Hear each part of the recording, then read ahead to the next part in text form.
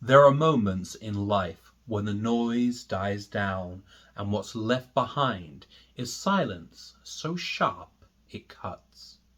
You're sitting in your apartment or walking down a street you've walked down a billion times before, and suddenly it hits you. What the hell am I doing with my life? And moments like this, it's not just stress, it's not just burnout, it's something deeper, it's something heavier. It's like the floor beneath you has collapsed and you're free falling through space with nothing to hold on to. That is what an existential crisis feels like. And it's more common than people admit.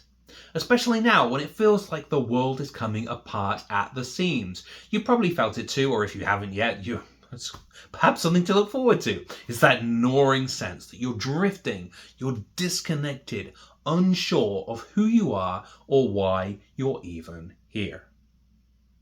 And that's why, in this episode, we're going to talk about how meditation can help you navigate those raw, uncomfortable times in your life when you question your very core. I'm not talking about meditations that will help you relax and float above it all. I'm talking about real, gritty, traditional meditation that's going to help you confront life and come out the other side more authentic. If you're not afraid of deep meditation content that hits hard, remember to subscribe.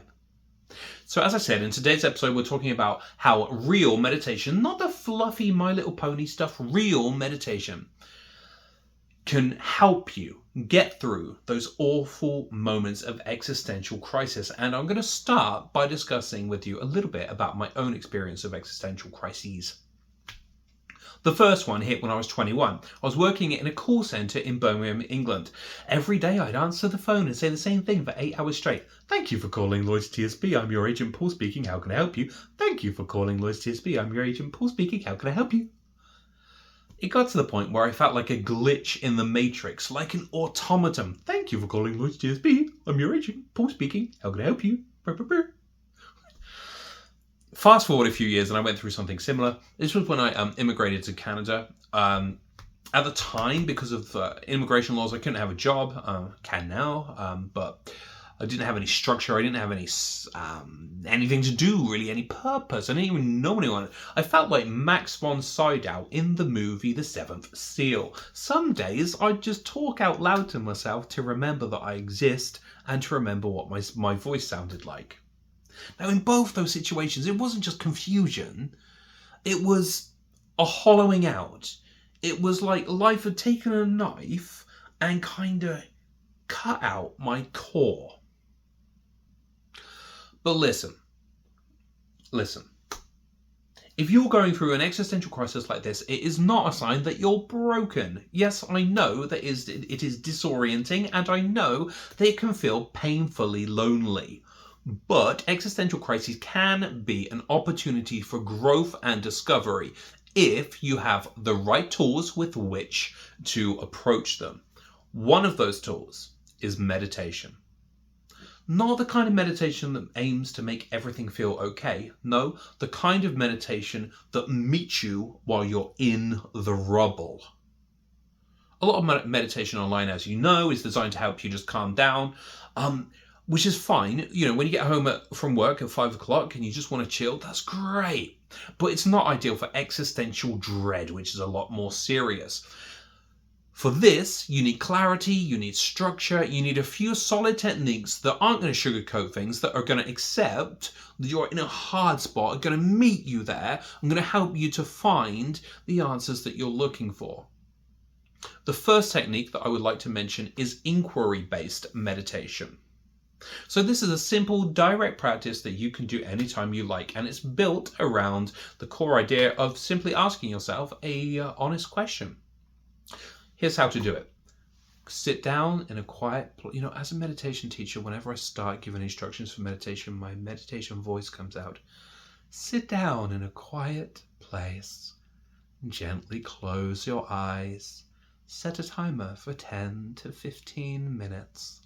Close your eyes, take a deep breath and relax. once you are relaxed, ask in your mind, who am I? Take away my job, my role, my past, and who am I at my very core? And allow this question just to exist in your mind. Don't try to answer it. If thoughts come up, yes, notice them, acknowledge them, but then gently bring your mind back to that question. Who or what am I? Sometimes this can feel uncomfortable. That's okay. Traditional meditation isn't always designed to feel extremely relaxing. So if you feel uncomfortable, it's okay. Take a breath, return to the question. And that essentially is the essence of this meditation technique.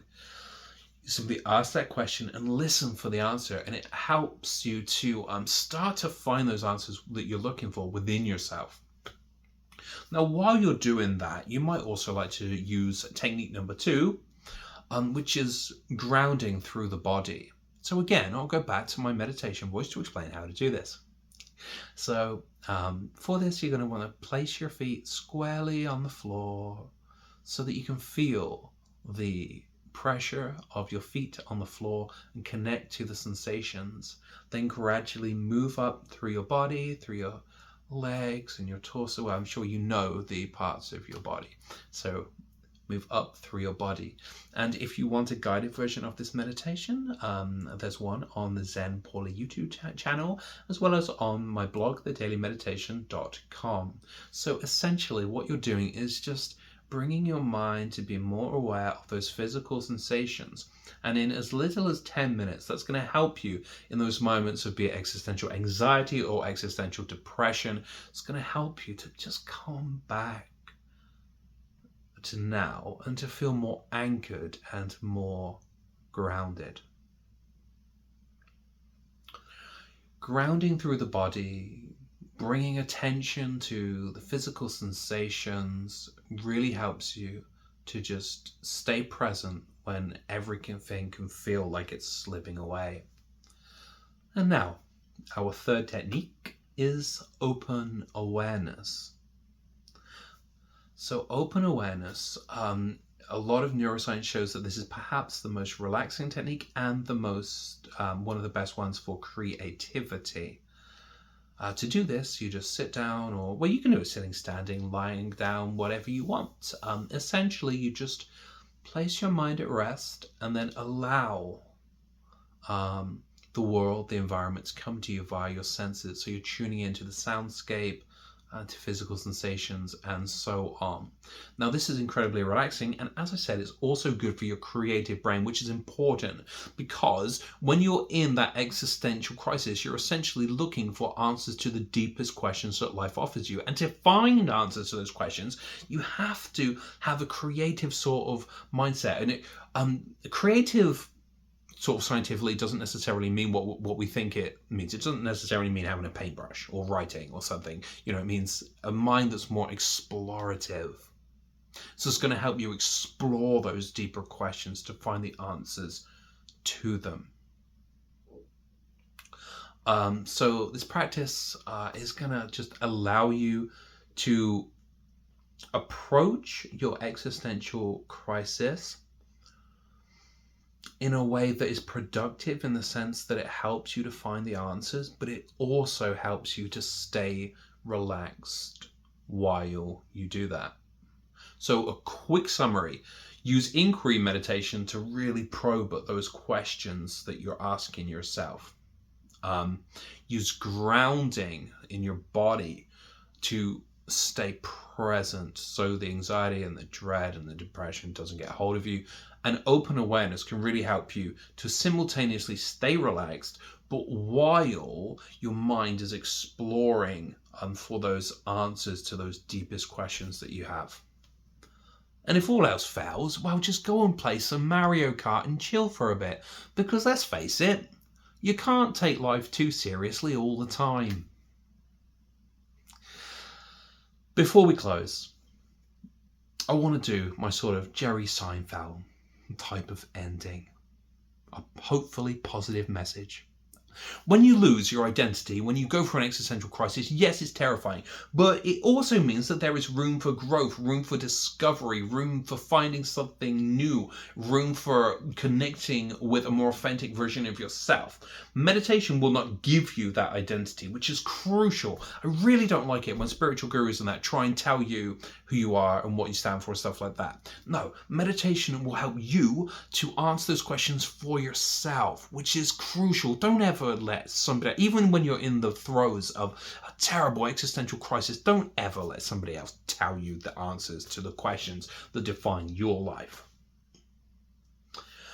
And if you would like my help navigating through those difficult questions and that existential crisis that you might be facing, then come and sit with me.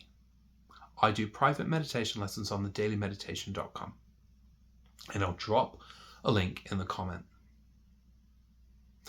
I hope that you found this episode helpful. Please remember to like, comment, and subscribe. I really appreciate that. And I'll see you next time.